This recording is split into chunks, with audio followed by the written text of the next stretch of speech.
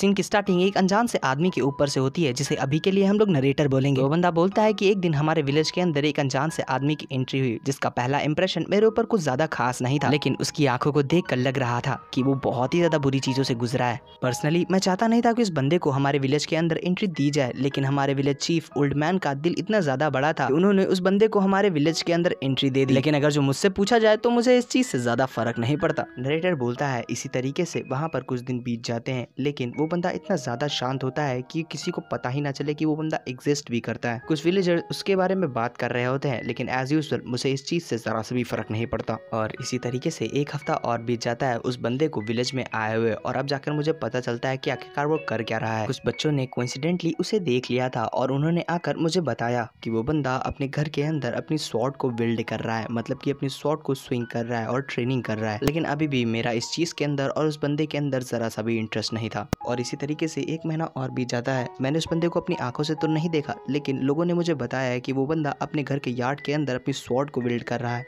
देखते ही देखते एक महीना और बीत जाता है और अब लोगों ने उसके बारे में गॉसिप्स करना बहुत ही ज्यादा चालू कर दिया था। कुछ लोग कहते हैं कि वो एक मर्सनरी है और कुछ लोग कहते हैं कि वो एक नाइट है जो कि अपने रिवेंज के लिए प्रिपरेशन कर रहा है। अगर जो मैं सच बताऊं तो ये बहुत ही ज्यादा नॉइसी है, लेकिन मैं इस चीज के अंदर बिल्कुल भी इंटरेस्टेड नहीं था। बट वो बंदा 6 महीनों से लगातार बिना एक दिन को मिस किए ट्रेनिंग किए जा रहा है, और इस पॉइंट पर आकर ऐसा हो ही नहीं सकता कि मैं उसके बारे में क्यूरियस ना हूं। मैं जानना चाहता हूं कि आखिरकार वो कितना ज़्यादा स्ट्रांग है और कितना फास्ट है कि लोगों ने उसके बारे में इस तरीके से गॉसिप करना चालू कर दिया है। लेकिन हमारा नरेटर जब अपनी आंखों से उस बंदे को देखता है तो वो बहुत ही ज़्यादा डिसअपॉइंट हो जाता है। हमारा नरेटर बोलता है कि जो लोग स्वॉर्ड और स्वॉर्डमैनशिप के बारे में नहीं जानते उनके लिए ये चीज़ बहुत ही ज़्यादा अमेजिंग होगी, लेकिन मैं जानता हूँ क्योंकि ये बंदा अपनी स्वॉर्ड से ठीक उसी तरीके से एक हॉरिजॉन्टल स्लैश कर रहा है जैसे कि मैं एक फार्मर अपनी फील्ड के अंदर एक फावड़ा चलाता है। मुझे लगता है कि इस बंदे के पास अपने कोई रीजन होंगे इतनी ज्यादा इंटेंस ट्रेनिंग करने के लिए, या फिर इस बंदे की स्टोरी इतनी ज्यादा पेनफुल होगी कि जिसे सुनकर तुम्हारे दिल के टुकड़े टुकड़े हो जाएं। लेकिन तुम्हारे इस फालतू से एफर्ट से कोई भी चीज़ बदलने वाली नहीं है। ये बहुत ही ज़्यादा बेवकूफ़ी भरा और पिटफुल है। मुझे लगता है कि मुझे इसके बारे में इस तरीके से सालों बीत जाते हैं और हमारे नरेटर की शादी हो जाती है। हमारा नरेटर बोलता है कि लेमा के साथ शादी करने के बाद मेरा हर एक दिन इतनी ज़्यादा खुशी से बीत रहा है कि मैं इससे ज़्यादा और कुछ नहीं चाहता। लेकिन पता नहीं क्यों मैं इस चीज़ को इतनी ज़्यादा अच्छी तरीके से क्यों फील कर पा रहा हूँ कि रिलेशनशिप में ना होना कैसा फील करता है। 5 साल बहुत ही ज़्यादा लंबा वक्त होता है। तुम बिना किसी इमोशन और बिना किसी खुशी को फील किए हुए लगातार अपने यार्ड के अंदर खड़े होकर अपनी स्वॉर्ड को स्विंग किए जा रहे हो। आखिरकार कब तक के लिए अपने आप को तुम इस तरीके से टॉर्चर करने का सोच रहे हो? और इसी तरीके से दिन बीतते जाते हैं, दिन के साथ हफ्ते और हफ्तों के साथ महीने, शाम हो या रात हो, सर्दी हो या गर्मी हो, लगातार एक भी दिन को मिस किए हुए अपने यार्ड के अंदर खड़े होकर अपनी ट्रेनिंग करता रहता है। इसी तरीके से टाइम बीतता जाता है और इसी टाइमलाइन के बीच में हमारे नरेटर की एक बेटी होती है जिसका नाम वो लोग लोला रखते हैं। देखते ही देखते 7 साल 10 महीने और 27 दिन बीत जाते हैं, लेकिन हमारा नाइट अभी भी अपने यार्ड के अंदर प्रैक्टिस कर रहा होता है। दिन बदलते हैं और इसी तरीके से सीजन भी बदलते हैं। बारिश का मौसम आ गया था, लेकिन हमारा नाइट बिना किसी एक भी दिन को मिस किए हुए लगातार अपनी ट्रेनिंग के अंदर अपने आप को पूरी तरीके से डिवोट कर दिया होता है। और इसी तरीके से 15 साल बीत जाते हैं और ये सारी चीज़ें नरेटर अपनी डायरी के अंदर लिख रहा होता है। नरेटर बोलता है कि 15 साल बीत गए हैं लेकिन अभी भी उसकी ट्रेनिंग स्टॉप नहीं हुई है। मुझे लगता है कि मुझे ये बेवकूफ़ी भरा काम करना बंद करना होगा। नरेटर अपनी डायरी लिखने के बारे में बात कर रहा है जो कि वो इस नाइट के ऊपर पिछले 15 साल से लिख रहा है। और यहीं से सीन चेंज होता है और हमें एक बच्चे की आवाज़ सुनाई पड़ती है जो ग्रैंडपा ग्रैंडपा कर कर किसी को उठा रहा होता है। और यहीं पर हमें प्रेजेंट टाइम के नरेटर को दिखाया जाता है जो अभी बुढ़ा हो गया था। नरेटर को उसका पोता ग्रैंडपा ग्रैंडपा कर कर उठाने की कोशिश कर रहा होता है कि तभी उस रूम के गेट के पास से एक आवाज़ आती है कि तुम अपने ग्रैंडफादर को परेशान मत करो। ये कोई और नहीं लोला होती है। हमारे नरेटर की बेटी लोला अपने बेटे से बोलती है, जल्दी जाओ, जाकर तैयार हो जाओ, हम लोग बाहर जा रहे हैं। लोला की ये बात सुनकर उसका बेटा हंसते हुए वहाँ से चला जाता है। लोला नरेटर से बोलती है, अरे आप उठ गए। नरेटर लोला से पूछता है कि आखिरकार तुम कहाँ पर जा रही हो। लोला बताती है कि मैं विलेज मार्केट जा रही हूँ, क्या आप भी मेरे साथ आना चाहते हैं? जिस पर हमारा नरेटर उसे मना कर देता है, जिसके बाद लोला वहाँ से अपने बेटे को लेकर विलेज मार्केट के लिए निकल जाती है। और यहीं पर हमारा नरेटर हवा खाने के लिए अपने घर से बाहर आ जाता है, जहाँ पर स्ट्रीट पर चलते हुए बुढ़े होने की वजह से सब लोग उसको ग्रीट कर रहे होते हैं। नरेटर एक सुनसान से रास्ते पर अकेले चलते हुए अपने मन के अंदर बोलता है कि एक चीज जिसे वक्त कहते हैं उसने इस विलेज को पूरा बदल कर रख दिया, केवल इस जगह को छोड़कर। ये बोलकर नरेटर उसी गेट की तरफ और उसी घर की तरफ देखता है जहाँ पर हमारा नाइट प्रैक्टिस किया करता था। नरेटर बोलता है कि 37 साल बीत गए लेकिन ये जगह अभी भी वैसी की वैसी ही है। ये बोलकर नरेटर जब उस टूटे हुए गेट की जगह से झांक कर अंदर को देखता है तो अंदर का नजारा देखकर वो शॉक हो जाता है। उसकी आंखें बाहर आ जाती हैं और वो जल्दी से दौड़ते हुए गेट को खोलकर अंदर आ जाता है और अपने सामने का नजारा देखकर वो और भी ज्यादा अचंभे में चला जाता है। हमें दिखाया जाता है हमारे अनजान आदमी को जिसने अपने हाथों में किसी चीज को होल्ड कर रखा होता है और वो कुछ और नहीं उसकी स्वॉर्ड होती है जिसे वो जमीन पर लगाकर घुटने के बल वहीं पर बैठा होता है। उसकी स्वॉर्ड जो ब्लैक कलर की थी उस वक्त सिल्वर कलर में चमक रही थी और उसकी बॉडी से एक इमन सिल्वर कलर का ऑरा निकल रहा था। हमारा नरेटर उस अनजान से आदमी को देखकर अपने मन के अंदर बोलता है कि थकने की वजह से उसकी आंखें बाहर आ जा रही हैं लेकिन उसका हाथ, उसकी ग्रिप अपने स्वॉर्ड को छोड़ने का नाम नहीं ले रही है। अपने सामने हुए इस सीन को देखकर मैं उसके अलावा और कुछ देख ही नहीं पा रहा था। नरेटर बोलता है कि धीमे धीमे कर उसकी बॉडी से उसका सिल्वर कलर का ऑरा गायब हो गया, जिसके बाद मैंने उसकी बॉडी को जमीन पर लेटा दिया और उसकी आंखों को बंद कर दिया। हाँ, यहाँ पर हमारा अनजान सा बंदा अब मर चुका है। नरेटर बोलता है कि मैं होप करता हूँ कि इसके बाद तुम जहाँ पर भी जाओ वो जगह बहुत ही ज्यादा अच्छी हो और तुम वहाँ पर अच्छे से जीना। और यहीं से सीन चेंज होता है और हमें दिखाया जाता है कि किसी की आंखें खुलती हैं। वो घबराहट की वजह से उठ जाता है और वो बोलता है क्या ये सपना था। और यहीं पर हमें उस जगह का सीन दिखाया जाता है। इस जगह का नाम पैरिया स्टेट था। वहीं पर हमें कुछ नाइट्स की आवाज सुनाई पड़ती है जो लोग बोल रहे होते हैं कि पैरिया स्टेट हिल किंगडम के साउथर्न पार्ट के अंदर लोकेटेड है। ये जगह नॉबल्स के ट्रेनिंग प्लेस के लिए बहुत ही ज्यादा फेमस है, लेकिन यहाँ पर कुछ और भी है जो इसे और भी ज्यादा फेमस बनाता है, जो है बैरन के स्टूडेंट्स, स्पेशली डिचेस केरिन। वो केवल 11 साल के हैं लेकिन उन्होंने पहले से ही एक ऑफिशियल टाइटल होल्ड कर रखा है। हमें दिखाया जाता है कि वहाँ पर 3 नाइट ये जारी गॉसिप कर रहे होते हैं जिसमें से एक न्यूबी होता है, जिस पे वो न्यूबी नाइट बोलता है कि मुझसे मत बोलना कि ऑफिशियल टाइटल ये डायरेक्टली रॉयल फैमिली से अपॉइंटेड है। जिस पे वो दाढ़ी वाला सीनियर नाइट बोलता है कि मैं तुमसे सच बता रहा हूँ, क्या तुम्हें पता नहीं है कि सॉर्सरर कितने ज्यादा रेयर होते हैं। जिस पे वो न्यूबी नाइट बोलता है कि हाँ, मुझे इसके बारे में मालूम है कि सॉर्सरर बहुत ही ज्यादा रेयर होते हैं, मैजिशियन से भी ज्यादा। इसी तरीके से वो दोनों नाइट बात कर रहे होते हैं और उन दोनों नाइट के बीच में एक और नाइट मुंह बनाकर उनको सुन रहा होता है। उन दोनों नाइट की ये बात सुनकर वो तीसरा नाइट बोलता है तो इससे क्या फर्क पड़ता है, इस चीज से ये नहीं बदल जाएगा कि बैरन का पहला बेटा एक ट्रैश है। इस नाइट की ये बात सुनकर उन तीनों के बीच एक सन्नाटा छा जाता है, जिसपे वो सीनियर नाइट उस नाइट के ऊपर गुस्सा करते हुए बोलता है कि आखिरकार तुम ये क्या बोल रहे हो, वो भी एक रूकी के सामने जो अभी अभी यहाँ पर अपॉइंट हुआ है। जिस पे वो मडी हेयर वाला नाइट बोलता है कि हमें इसे बताना होगा, जो इसे जानना जरूरी है क्योंकि ये यहाँ से नहीं है।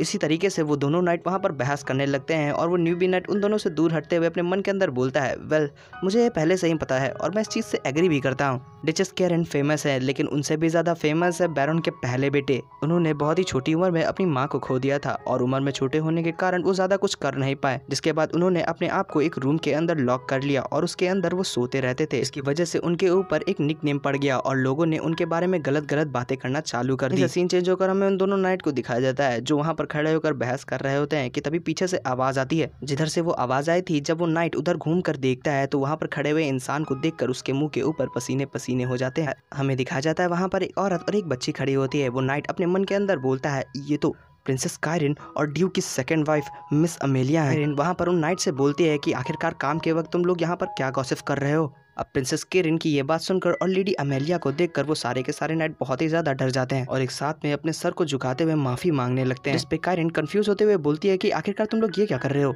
आखिरकार तुम लोगों ने यहाँ पर गलत क्या किया है जो तुम लोग मुझसे माफी मांग रहे हो।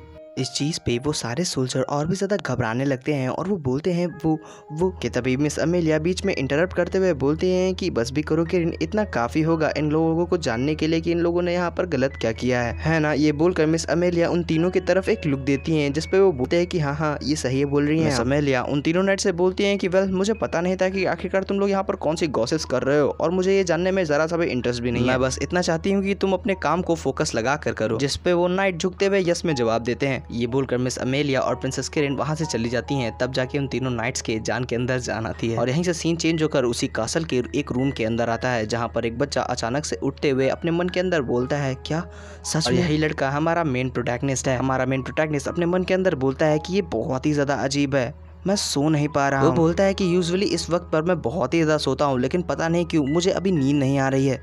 वो सपना ये सब उस सपने के आने के बाद से ही चालू हुआ है। बोलता है कि मैं यहाँ तक अपने मुंह के अंदर उस थकावट को फील कर पा रहा हूँ, और तो और मेरे मसल्स के अंदर वो थोड़ा थोड़ा दर्द भी मैं फील कर पा रहा हूँ। और इन सब के बाद मेरी बॉडी, ये बोलकर वो अपनी बेड से उतरने लगता है और वो बोलता है कि मेरी बॉडी के अंदर मैं इतनी ज्यादा एनर्जी को महसूस कर पा रहा हूँ कि अगर जो मैं मूव करना चालू करूँ तो मैं बेयरली अपने आप को रोक पाऊंगा, और अगर जो मेरी बॉडी ऐसा चाहती है तो मैं रुकूंगा नहीं। ये बोलकर एमसी बाहर किसी को आवाज देता है और बोलता है क्या कोई बाहर है। ये बोलने के साथ ही एमसी का बटलर रूम के अंदर एंटर करते हुए बोलता है कि यस सर, आपको कुछ चाहिए। और इतने सालों से किसी से सही तरीके से बात न करने की वजह से हमारा एमसी घबराते हुए बटलर से बोलता है मुझे कुछ चाहिए, कुछ ऐसा जिसे मैं स्विंग कर पाऊँ, मुझे एक शॉट चाहिए। बटलर एमसी की शॉट मांगने की बात सुनकर थोड़ी देर के लिए उसके मुंह को शांति से देखता है, जिसके बाद वो शॉक होते हुए बोलता है कि जी मैं लाता हूँ।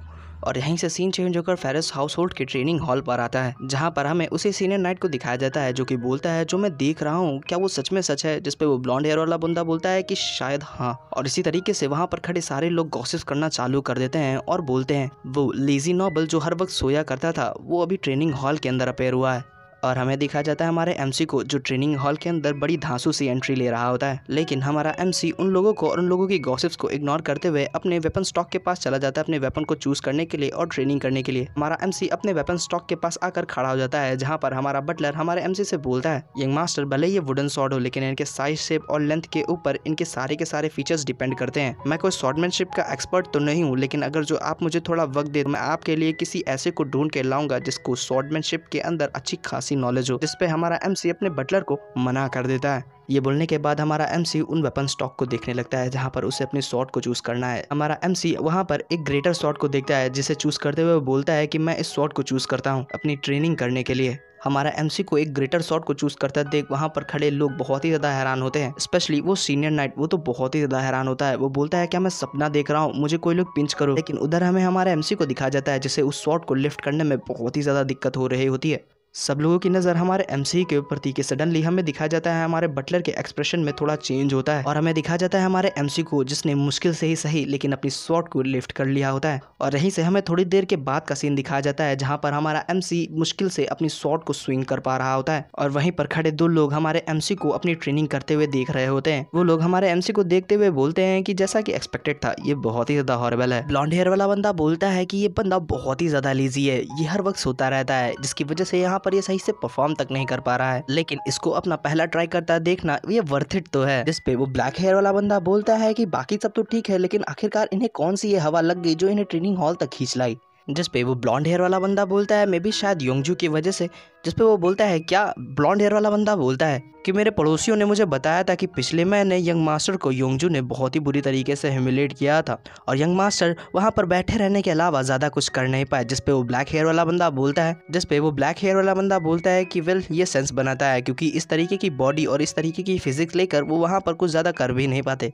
जिस पे वो ब्लॉन्ड हेयर वाला बंदा वहां से जाते हुए बोलता है कि चलो हम लोग अपने वर्क पर चलते हैं, तुम्हें क्या लगता है कि प्रिंस यहाँ पर कितने दिनों तक टिक पाएंगे। जिस पे वो ब्लैक हेयर वाला बंदा बोलता है कि किसे पता शायद 3 दिन। और इसी तरीके से वो सभी वहां पर एरन का मजाक उड़ाते हुए वहां से जाने लगते हैं और इन लोगों की सारी ये बकवास बटलर वहीं पर खड़ा होकर सुन रहा होता है। बटलर अपने मन के अंदर बोलता है कि बेवकूफो, तुम्हें कुछ भी पता नहीं है। बटलर एरन से बोलता है कि सर स्वॉर्डमैनशिप की आर्ट बहुत ही ज्यादा एफर्ट से मिलती है, ये कुछ ऐसा है जिसे आप किसी हार्डशिप के इंड्योर नहीं कर पाएंगे, इसलिए मैं कह रहा हूँ कि सर आप मुझे थोड़ा वक्त दीजिए, मैं किसी टैलेंटेड इंस्ट्रक्टर को ढूंढ कर लाऊंगा आपके लिए जो आपको सिखा सके, इसलिए प्लीज आप अपनी ट्रेनिंग को कल से चालू करिएगा। लेकिन एरन ने बटलर को पूरी तरीके से इग्नोर कर दिया होता है। एरन अपने मन के अंदर बोलता है कि जब भी मैं स्वॉर्ड को उठाता हूँ तब केवल मेरे हाथ नहीं दर्द करते, मेरी बॉडी का हर मसल बहुत ही ज्यादा बुरी तरीके से खिंचता है, लेकिन पता नहीं इसके पीछे का क्या रीजन है जो मैं इसे करने के बाद इतना ज्यादा इजी फील कर रहा हूँ। ये बोलते हुए एरन अपनी स्वॉर्ड को स्विंग कर रहा होता है कि तभी उसके पैर पर ठोकर लगती है और एरन वहां पर नीचे गिर जाता है। लेकिन एरन फिर से उठते हुए अपने मन के अंदर बोलता है जितनी बार मैं अपने सपनों की उन मूव्स को रिपीट करता हूँ उतना ही मेरे दिल से वो हैवी फीलिंग्स बाहर निकलती जाती है, जितनी बार मैं अपनी स्वॉर्ड को घुमाता हूँ उतना ही मेरे दिल से वो गंदी फीलिंग और उतना ही मेरे दिमाग से वो मडी थॉट बाहर निकलते जाते हैं। ये बोलते हुए एरन अपनी स्वॉर्ड को स्विंग कर रहा होता है।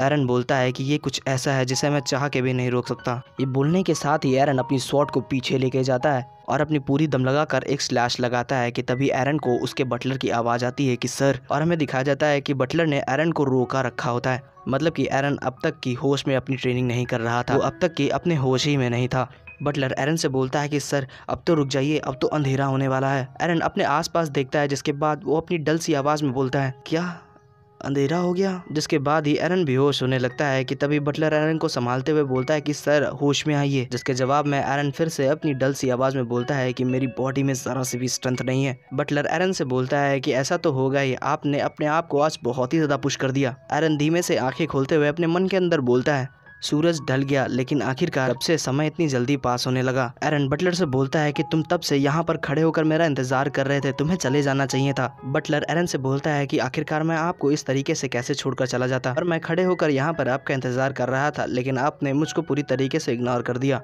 बटलर एरन से बोलता है कि चलिए आप रेस्ट करिए चलकर, आज आपने अपने आप को कुछ ज्यादा ही पुश कर दिया। एरन बोलता है कि हाँ तुमने सही कहा, अगली बार मैं इस तरीके से बिल्कुल भी नहीं करने वाला। और यहीं से सीन चेंज होकर पैलेस में एरन के रूम के ऊपर आता है, जहाँ पर एरन बेड पे पड़ा होकर करा रहा था। एरन बोलता है कि मेरी बॉडी बहुत ही ज्यादा दर्द कर रही है, मैं मर रहा हूँ। आखिरकार ये किस तरीके का सपना था, मैं ये बिल्कुल भी नहीं करने वाला। एरन अपनी बॉडी को पकड़ते हुए बोलता है कि अगर जो मेरी बॉडी इसी तरीके से दर्द करती रही तो मैं सो भी नहीं पाऊंगा। यहीं से 5 मिनट बाद हमें दिखाया जाता है कि एरन खर्रे मार कर सो रहा होता है। बाय द वे इसका नाम आयरिन है, लेकिन मैं इसे एरन ही बुलाऊंगा। कुछ दिन इसी तरीके से बीत जाते हैं और हमें दिखाया जाता है एरन को, जो बुक्कड़ों की तरह वहाँ पर खाना खा रहा था, और वहीं पर पास पे खड़ा बटलर ये सारी चीजें देख रहा था। बटलर अपने मन के अंदर बोलता है कि चाहे कुछ भी हो जाए, मैं इस चीज से यूज्ड टू नहीं हो पा रहा हूँ। बटलर एरन से बोलता है कि सर क्या आप फिर से आज ट्रेनिंग करने के लिए जा रहे हैं? के जवाब में एरन हाँ बोलता है। एरन अपने मन के अंदर बोलता है कि उस दिन से हमेशा से वो सपना मेरे सोने के बाद मेरी नींदों में आता है, और इस सपने के बाद मेरी बॉडी के अंदर जो दर्द होता है उससे बचने के लिए मुझे अपनी स्वॉर्ड को स्विंग करना ही पड़ेगा। लेकिन अगर जो ये इसी तरीके से चलता रहा तो मैं अपने दिमाग को खो दूंगा, पर मेरे हिसाब से ये अच्छा ही है, इसलिए मुझे अपनी ट्रेनिंग करने के लिए जितना खाना खा पाओ उतना खाना खाना होगा।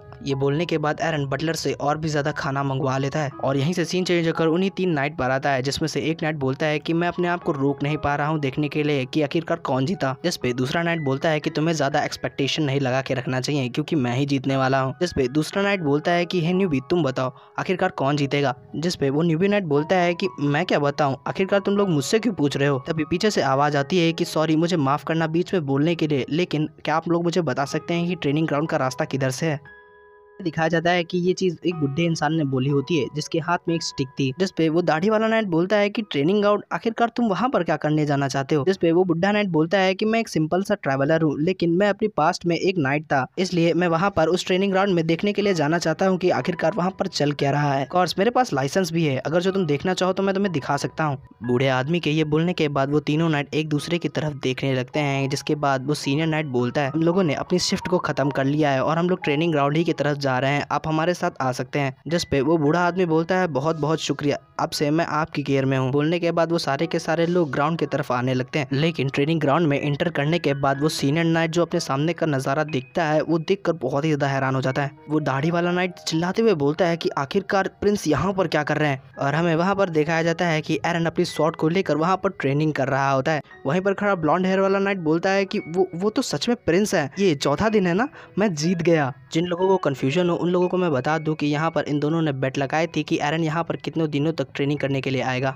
और यहाँ पर ये बेट ये मडी हेयर वाला नाइट जीत गया है, इसलिए वो दाढ़ी वाला नाइट उस मडी हेयर वाले नाइट को उसकी जीती हुई रकम दे देता है। वो दाढ़ी वाला नाइट बोलता है कि आखिरकार ये यहाँ पर 4 दिनों तक टिक कैसे गए। जिस पे वो मडी हेयर वाला नाइट बोलता है कि क्या मैंने तुम्हें बताया नहीं था कि योंगजू ने प्रिंस को बहुत ही बुरी तरीके से ह्यूमिलेट किया था, इसलिए ये सब नहीं ज्यादा तो फिर 1 हफ्ते तक तो चलेगा। और इन्हीं सबके बीच वो बूढ़ा आदमी हमारे एरन को बड़ी गौर से देख रहा होता है। वो बूढ़ा नाइट बोलता है कि सरप्राइजिंगली ये उतना भी बुरा नहीं है, इसे देखकर मुझे फील होता है कि मैंने अपने टाइम को किसी ऐरी गैरी चीज पर वेस्ट नहीं किया, लेकिन इसकी स्वॉर्डमैनशिप ये बहुत ज़्यादा लूज है, और तो और ये इतना वीक है कि अपने स्वॉर्ड को बहुत ही ज़्यादा मुश्किल से उठा पा रहा है। इसकी ब्रीथिंग कुछ ऐसी है कि ये अपनी पूरी की पूरी एनर्जी इसी में लगा रहा है, और ये सब करना तुमने योंगजू की वजह से स्टार्ट किया है, लेकिन इतनी छोटी सी वजह को लेकर एक स्वॉर्ड से खेलना ये अच्छी बात नहीं है। ये योंगजू नाम बहुत ही बार सीरीज में आ चुका है, इसलिए मैं तुम लोगों को बता देता हूँ कि आखिरकार ये योंगजू है कौन। हालांकि अब तक के चैप्टर के अंदर इसके नाम के अलावा और कुछ बताया नहीं गया कि आखिरकार ये है कौन, लेकिन मैं तुमको इतना तो स्पॉइलर दे ही सकता हूँ जिसपे तुम्हारा तुम्हारा मजा भी ना किरकिरा हो और तुम्हें सब समझ में भी आ जाए। यंगजू इनके नेबर किंगडम का एक यंग मास्टर है।